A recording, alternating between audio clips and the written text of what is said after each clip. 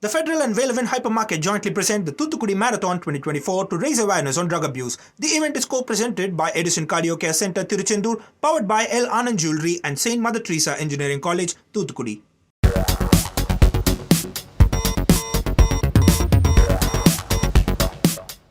Hello and a warm welcome to Federal's special program, Capital Beat. Leader of the opposition Rahul Gandhi today alleged that the presented budget is just meant for a group of people and is bound by three forces, which he spoke about, which comprises Modi's Chakravyuh. Chakravyuh is a word which has been taken by the epic Mahabharata. We'll tell you about that.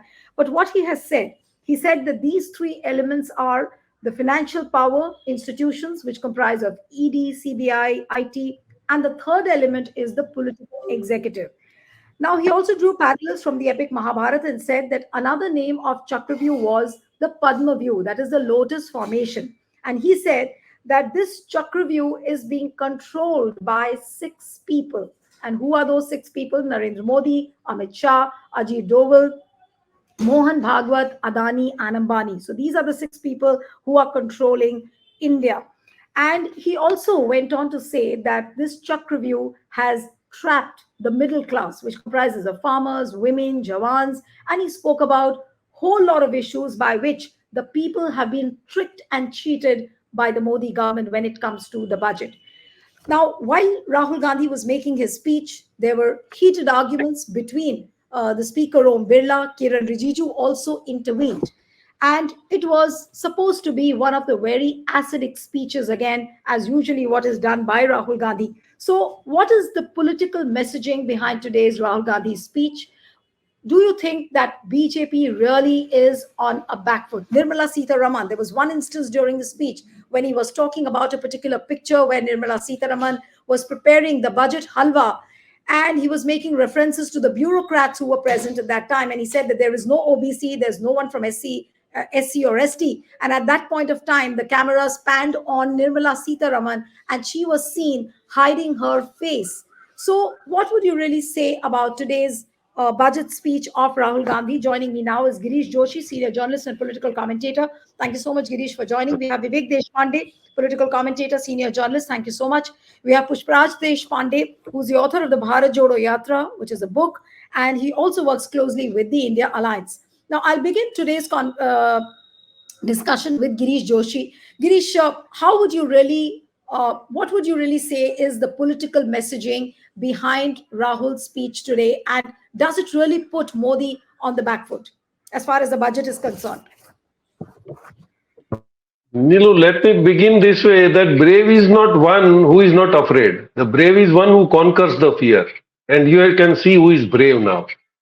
And between the conversation, he rightly said कि मैं जब बोलूंगा मोदी जी आएंगे नहीं, मैं आपको अभी से बोल देता हूं कभी भी नहीं आएंगे. See, this is where he broke the ice. And that fear factor, he also said in between that, there is only one man who can become PM in BJP. अगर राजनाथ सिंह भी चाहते हैं तो वो नहीं बन सकते. So no, he has really hit the stone. He knows how to bash them now.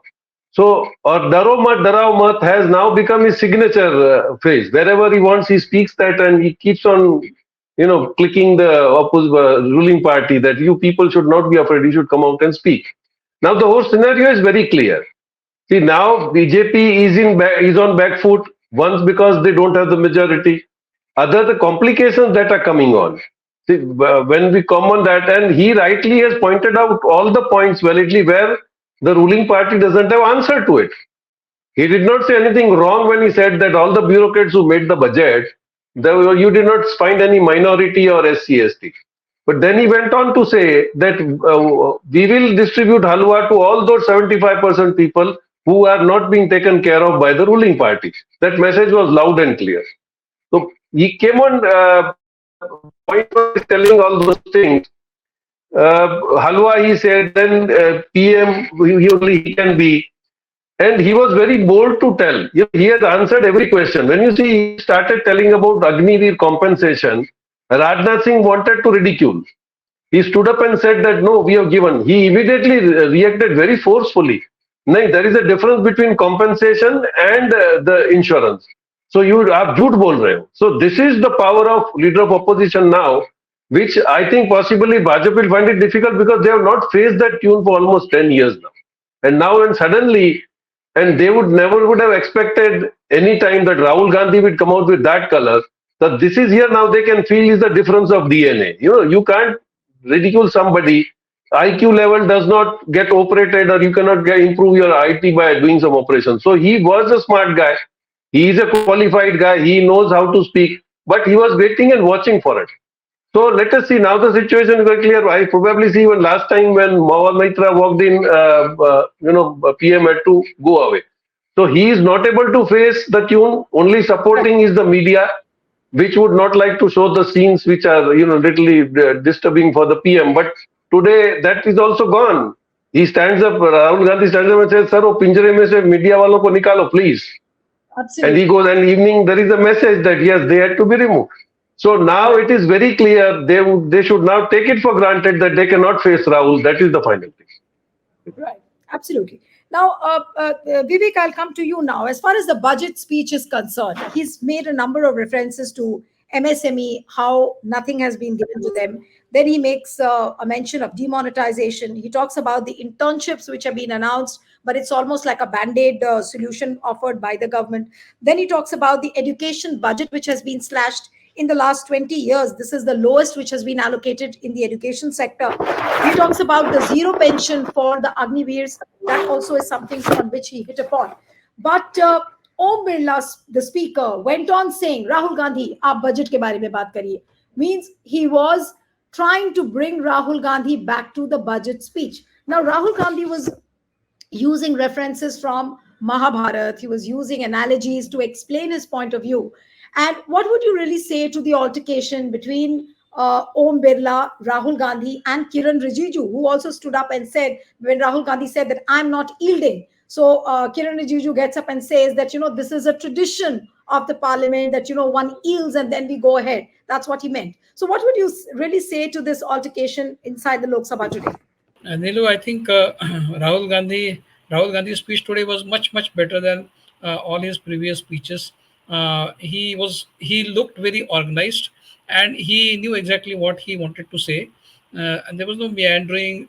There was no boring moment during the speech. Of course, initially he dragged on quite a lot over that Chakravyuh thing, which was a bit boring, but then fine, he did come to the main subject quickly after that.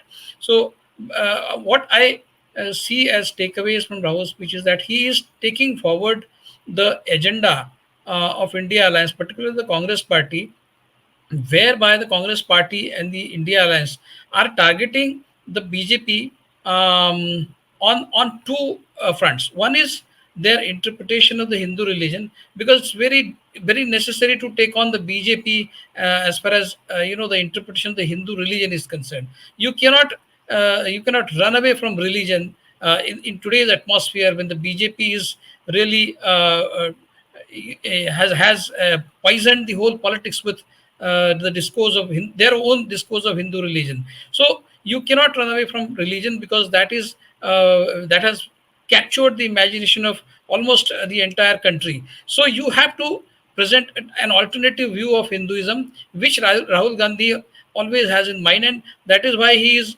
giving those examples, those references from Mahabharata, Chakravyuh, and then comparing it with what he calls as lotus view and all. So he is trying to target the BJP on its interpretation of Hindutva on one side, and then he knows where it hurts the most, where it hurts the BJP the most, and that is the fight for social justice.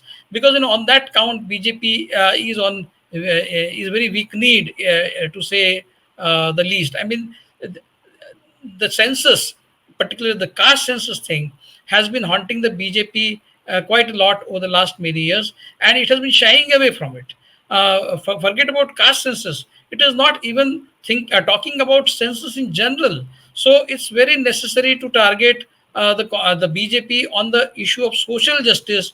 And Rahul Gandhi has been saying this time and again, that we need to give proportional justice to the populations of different lower castes and underprivileged people of the country, and that justice has to be proportionate to their to their population. So their share in the pie of justice and rights has to be in proportion with their population. That is the point that he has been making, which is very, very essential in today's politics, because the BJP has been successful in taking a lot of Dalit, scheduled tribe, OBC population, and even to some respect the Muslims along with them, which has made them very formidable in terms of numbers.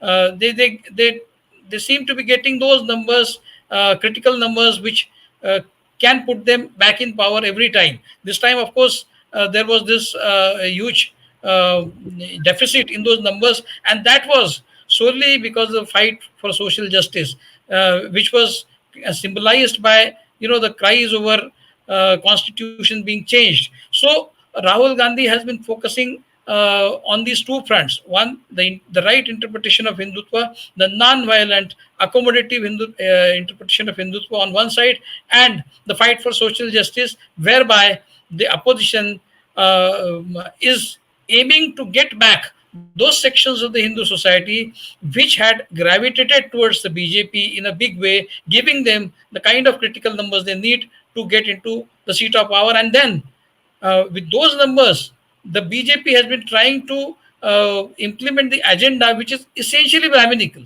So, taking help of those people who are the targets of the Brahminical order to push and to further the cause of Brahminical order. That has been the BJP's game, and that game has to be exposed, which Rahul Gandhi has been doing over the last 2-3 years with a little bit of success. I think that No, fight he's has to doing go on. absolutely. Of And course, you know. he's doing this more than often now in Parliament as well. Now, look, just remember Yes, his last speech where he used the pictures of Guru Nanak, where he evoked Lord Shiva. Today also he did the same. But coming to you, yes. Pushpa, I'll come back to both of you So, again. just one more point.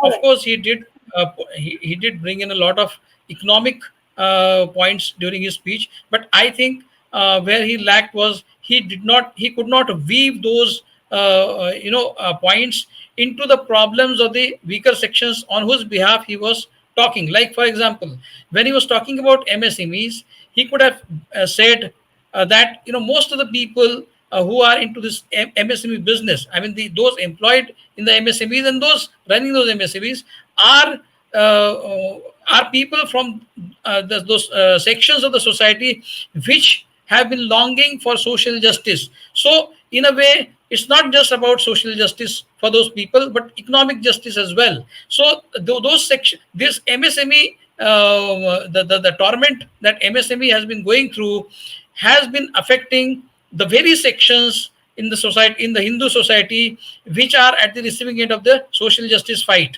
So it's both economic and social Right. justice that these sections have been longing for. That is the point Right. he could have made when he was talking about MSMEs. Right, but as far as I understood, I heard his whole speech, and he did talk about women, he talked about youth, he talked about Agniveers, he talked about farmers, and he made the tall claim that if India Alliance government comes back to power, then we will be providing the legal guarantee to the MSP. He also spoke about that, and of course, about the caste census he spoke about. If India Alliance government is formed, then we'll do that. These were the two tall claims which he made on the floor of the House. But coming to you, Pushparaj, now, uh, the fact that he took Adani's name, he took Ambani's name, and Kiran Rijiju jumped in, he intervened, and he said, and then Om Birla also jumped in, and he said, no, you can't be taking names. And earlier, you were the one to give this proposition that let's not take names. Now, the fact that Om Birla is intervening, Kiran Rijiju is intervening, the moment you take Adani and Ambani's name. Now, how does one really raise the issue? People on the social media have been saying that how does opposition put across these issues? Now, Rahul Gandhi went to the extent of saying that, okay, I won't call him Adani and Ambani, I'll call him A1 and A2. That also Om Birla didn't take it very kindly. So, how does the opposition now put across the issues? You have to put across the budget-related issues, and if there are so many gag orders on the opposition, so how does one discuss? How do you really move ahead then? Hi, Niluji, and thank you for having me on your show. And good evening to all my fellow panelists.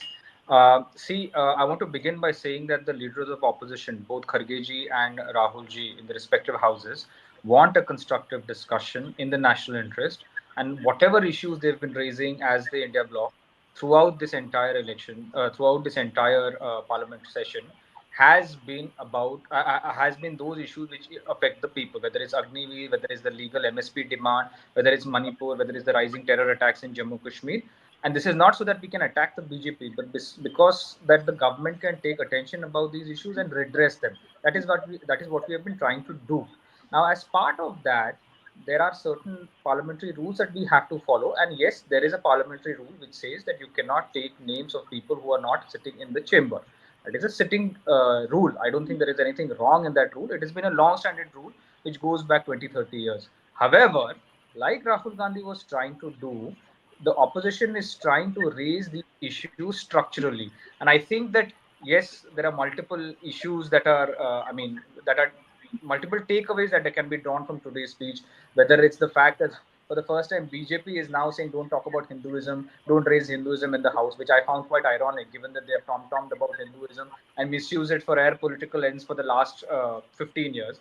That's ironic. And of course, the fact that, what you were talking about and what Girishi was also saying, that, both the speaker and the parliamentary affairs ministers and the finance minister were conducting themselves in an unparliamentary manner.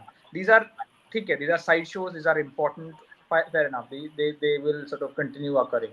I want to focus on the three structural issues because they also answer your question. How do you raise these issues and talk about genuine issues? The first thing he talked about is oligarchic capitalism, or he talked about is monopoly capitalism.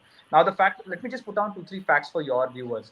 First things first, the top 20 companies today monopolize 78% of corporate profits as opposed to 46% in 2014. But these companies don't invest in the national interest into India because private investment in India is 19.73%, which is at a historic 15-year low. The highest it was in 2007 when it was 27%. None of these companies are also labor-intensive companies. They're not generating mass employment, and the government gave them 8.6 lakh crores tax waivers. The point I'm trying to make is what Rahul Gandhi was trying to say is that the top 20 companies, and more specifically the top two or three companies, take a lot of money as revenue, as profits, but do not invest back into the nation or create jobs the way they are supposed to create jobs. So why should we continue funding them? Shouldn't we instead focus on MSMEs, which create jobs for the Aam Aadmi, for the bulk of us? It is, after all, the MSMEs create 56% of total formal sector employment. That is the first point that he was raising, which I think is a perfectly legitimate point. The second thing, today he talked about the Agniveer scheme. You rightly pointed out the fact that there is a disparity between what Agniveers get and the normal Jawans and Sepoys get. You know why that's a structural problem? Because today, unlike unlike 5 years ago, the entire armed forces is deployed in forward posture throughout the China border, not just in Ladakh, throughout the China border. Plus, the armed forces are having to police in Manipur. Plus, there are rising terror attacks in Jammu Kashmir, especially Jammu, first in 15 years, 16 years to be precise. Now, the fact of the matter is, this is a time when you need trained soldiers. But the government of India is not just giving soldiers pensions, but it is also slashed defense expenditure. I'm going to quote the formal figures. It has slashed defense expenditure from 6.21 lakh crores 5 months ago, to 4.56 lakh crores. Almost a year, lakh and a half crores they've slashed defense expenditure. You are basically crippling your national security. That is the second point that he raised throughout this thing. And the third thing is, the government of India has tapped the middle class and the poor, and this includes all of us and your viewers. Because think about it, GST and income tax, which is what we are paying. Anything we buy, we pay GST. Anything and we pay income tax, of course, every year. The collective GST and income tax account for 37% of total tax revenues. In stark contrast, corporate profits, when they are earning 20.6 lakh crores, is actually 17%. Isn't this regressive taxation? When we are having to pick up 37% of the government's expenditure, is that fair today? So my point is, the 3 points that he said are actually structurally crippling India economically and socially. No, but Yes, Pushpraj, when Rahul Gandhi was talking about this indexation and the long-term capital gains, he did mention that point, and immediately after that, he mentioned twice, saying that the middle class has slipped away from BJP. He said this twice. That now, especially after the budget, even the BJP supporters who were there after the election results, but after the budget speech, there is a major shift as far as the middle class is concerned. So, do you think? I mean, just talking purely about the budget, because since this was a budget speech, do you think that the middle class really has shifted away from BJP, especially after the budget? not just the middle class, Niluji. I agree with your assessment. It's not just the middle class; it's also the poor. Please understand, the government has been sending across people left, right, and center, talking about experts for hire. They've been sending on TV shows saying that we have reduced, we have been fiscally prudent. Our fiscal deficit is in control. Do you know how they have reduced fiscal expenditure or fiscal deficit? By slashing welfare schemes. That's what they have done. Basically, schemes that are meant to empower the poorest of the poor, they have slashed. Plus, this regressive taxation, which actually hits the middle classes. I mean, the point is, They this have also government is they have, not. they have also they have also got this bonanza from the RBI. Yes. That is And also yeah. not just from the RBI, they've also got windfall profits because of the lower petroleum prices. Now, my point is, this government is basically sucking up from everyone. It is sucking from states. It's not devolving adequate taxes to the states, 30% as opposed to the mandated 41% finance commission mandate. Then they are sucking up from the middle classes through the income tax, the index tax, taxation, so on and so forth. Plus, on top of that, they've slashed welfare schemes. What is this government doing? I mean, you are basically claiming that the economy is growing, but if it's not growing for the citizens, who are you helping? That is the point Rahul Gandhi is trying to make, that they are growing the economy so that the same people that benefit from their suit boot policies are the ones who are getting the lion's share of this profit. And is this not any different from the East India Company or the colonial Raj? They were also working for those people who were looting India. Isn't this government also helping in the plunder of India and our resources and our access? All right. So now I'll come for the second round of questions to you, Girish, first. That now, what do you think is the biggest takeaway, and what is going to be the impact on Nirmala Sitaraman, because she has to reply to the budget speech? And Rajnath Singh got up actually and said that point by point, all the issues will be replied back by the finance minister. But does this today's speech by Rahul Gandhi, does it really put BJP on the back foot? Today, the behavior of Rajnath Singh after Rahul saying that अगर Rajnath Singh चाहे तो प्रधानमंत्री नहीं बन सकते. See, it was none of his business to assure the House on behalf of Sitaraman ji that she will answer each question. She is not going to answer. She doesn't have that mathematics to say. So he has deliberately put her into fix. I don't know whether Rajnath Singh is really playing a spoil sport there. Every time, he very well knew that it was in the media that the compensation is not 1 crore, it was insurance. Even then, he tried to spoil the thing. So now, the internal disturbance of BJP is really going to put these two out of 6, 2 in the fix. See, Doval can just walk away because he's not supposed to answer. Adani and Ambani are not going to the parliament to answer the questions, Rahul Gandhi. So now who remains? Who remains to answer? And Kiran Rijiju is a person who had told the Supreme Court that they should know the Lakshman Rekha.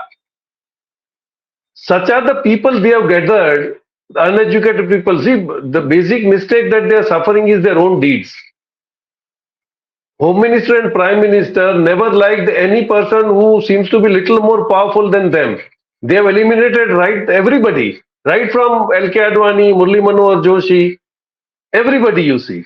And ultimate last was Gadkari ji. What did they do? They stopped this funding. But he was smart enough to go and get his job done. So they really don't want. And last, if you can see the repeated videos that are playing after the meetings, 12 chief ministers, you can see the body language of PM and the reaction of the people waiting for him. Yogi Adityanath just stood with the hands folded behind his cover. He was not even ready to say namaste. So things are fast changing. They also realize, and ultimately last nail in the coffin is teasing Sharad Pawar. This is going to hit very, very hard. They are having bad days. And confidentially, if you see 3 times Rahul Gandhi repeated, कि हम लोग आएंगे तो ये कर देंगे. So he is not waiting for the elections. He says, and he's very confident because we know the real situation, what is happening on the ground. I don't think they will last for more than 6 months, as everybody says. Right. Okay. Vivek, what would you say? And then I'll take the concluding remarks from Pushpraj. Yes. It was a very organized speech, and he knew exactly what he wanted to say. As I said previously, also there was no unnecessary meandering, and it was a very crisp speech in a sense. Like it went on for just about 40 odd minutes, and we have seen boring long speeches in Parliament, particularly by the Prime Minister, who goes on to speak for 2 hours at a stretch, which is really such a tax. I mean, they have not raised taxes only on the public, but this taxation is also very heavy. So, but then Rahul Gandhi has really started coming of age, and he mixes English with Hindi. Hindi is not very comfortable in, but then of late, I think he has started speaking Hindi also quite well. Earlier, it was quite disastrous performances, whether it is his public rallies or in Parliament. But now, I think in Hindi, he has been able to very comfortably sail through with all the points that he wants to make, and he does make those points in a very forceful and a very logical way. So good for democracy as a whole. I think opposition. He is doing his job as the leader of the opposition very well at the moment. I think he should avoid uh, the kind of slips that is often uh, he often makes while making speeches and unnecessarily creates controversies. That I think he should avoid, and he will avoid, I believe. Overall, there are signs of a very good leader of opposition coming up on the horizon within Parliament. So good for democracy, good for the country, and I believe he will only improve by leaps and bounds over the next 2 3 years or 5 years, as long as this government lasts. I don't know how long it lasts, but I think till that time he has a job cut out for them, and I believe he will do that job well and truly good. Let's hope so. Right. So, Pushpraj, while Rahul Gandhi was making his speech, the treasury benches, and especially Kiran Rijiju and other people, they try and project as if Rahul Gandhi is not very familiar with the rule book of Parliament. And they'll keep citing the fact that rule padkar aiye, aap rule padkar aiye. That is what the general refrain inside Lok Sabha was. You should refer to the rules before you speak up. Then, especially when he was making a reference of how he called the farmers and the farmers gave a bite inside the Parliament premises, then Rahul Gandhi actually had to say that this was a technicality, and I didn't know this technicality that only and only the MPs can give a bite or the ministers. Now, are these few things where you think that Rahul Gandhi needs to work, or this is just a non-issue which the treasury benches are trying to raise? When they start citing technicalities, you know that they're losing the battle of public perception. It's a fact. And if they really want to cite rules, there are some rules I want to cite for them. One, how is it that they have managed to ramrod 70 of the bills that they have passed in the last 10 years? 76% of the bills were passed without any discussion. I'm sure there is a rule against that. They have passed number of bills as money bills, which are actually nothing to do with finance bills. There is a rule against that. They have passed 11 ordinances per session. There is a rule against that. They have suspended question hour. There is a rule against that. They have suspended. They have suspended 155 MPs. There is a rule against that. My point is the BJP really doesn't get to cite technicalities and rules. After 10 years of misusing parliamentary rules to throttle the opposition, they really can't say that. The public ain't buying it. You know why? Because you've misused the same rules to throttle the opposition. Now that the opposition is roaring, you're saying, please mujhe bachaiye, do this rule, please that, do that. It's not going to work. Public ain't buying it. And see, I'll tell you something. The problem is that I am fairly certain that neither the finance minister or the corporate affairs minister or anyone in the treasury benches is going to respond to any of the substantive questions or issues that have been raised by Rahul Gandhi and the entire India bloc. You know why they can't? Because they know they've lost the public battle. Rahul Gandhi is informing the public, they're informing you and me on what are the actual structural issues facing the nation. And we are wide awake today. After 10 years of buying in BJP's, deflection, obfuscation, and let's bringing some new random issue to, distract us. After 10 years, 60% of India has woken up. I think it will become 70% very soon, 75% very soon. My point is that now that Rahul Gandhi is raising these issues, it is our job to amplify them, listen to them, and do something about them. They are going to just respond to some tutu meme. I'm fairly certain that they're going to say that 10 सालों में आपने मेरी जबान throttle की, आपने प्रधानमंत्री का मुंह घोटा, blah blah blah. Finance minister, when Rahul Gandhi, Vivek ji was talking about the SC, ST, OBC issue, the caste census, did you see how the finance minister responded? And she wasn't hiding her face. She was laughing. She was laughing. This is a finance minister who is basing her policies on data that is not based on 2021 data. It is 13-year-old data. In the National Security Assistance, National Social Assistance Program is based on 2004-5 data, poverty estimates. This is the finance minister who has the temerity and audacity to laugh at genuine people's issue. Is this the level of seriousness that we deserve as a nation? I mean, Right. she's behaving like some class 12 debate is going on. My point is, the middle classes, the poor, know that they have been shortchanged. It's very clear. That is why the BJP is panicking. That is why Nirmala Sitharaman, the finance minister, sat down with right-wing trolls yesterday and so the day before was, I can't remember, but it was put out on public in the social media. She sat down with the right-wing YouTubers and social media activists from the BJP's on the BJP's payroll, saying that this is what you need to say. My point is, this government has lost the plot, whether it lasts for 6 months or whether it lasts for 5 years. The fact of the matter is, this is now a lame duck government. The minute Nirmala Sitharaman, the finance minister, stopped speaking, the stock exchange collapsed by 1100 points. Please understand, the writing is clear on the wall. This government is now going to be paralyzed in terms of policy. That is why the private investment is not increased. My point is, let us now focus on the genuine issues that are concerning the people. Pushpraj, are you saying that Modi government slowly and gradually will enter the same phase of policy paralysis of which Manmohan Singh government was accused in Manmohan Singh? No. I agree about the fact that there are two parts here. One is that Manmohan Singh's government was not paralyzed internally. It was collapsed. Please understand. A number of secretaries, I'm not going to take names, the Home Secretary, the Defense Chief of Army Staff, the UN Ambassador, the Bombay Commissioner, the CAG, all of them magically joined the BJP immediately after 2014. The levers of power were crippled internally. It was not policy paralysis. The BJP stalled. Out of the 12,000 questions that were asked in the 15th Lok Sabha, only 10% could be asked. The BJP colluded and conspired to stop that government from functioning. This is not the case today. Today, what has happened is the whole of India has turned against this BJP government. And yes, it is paralyzed.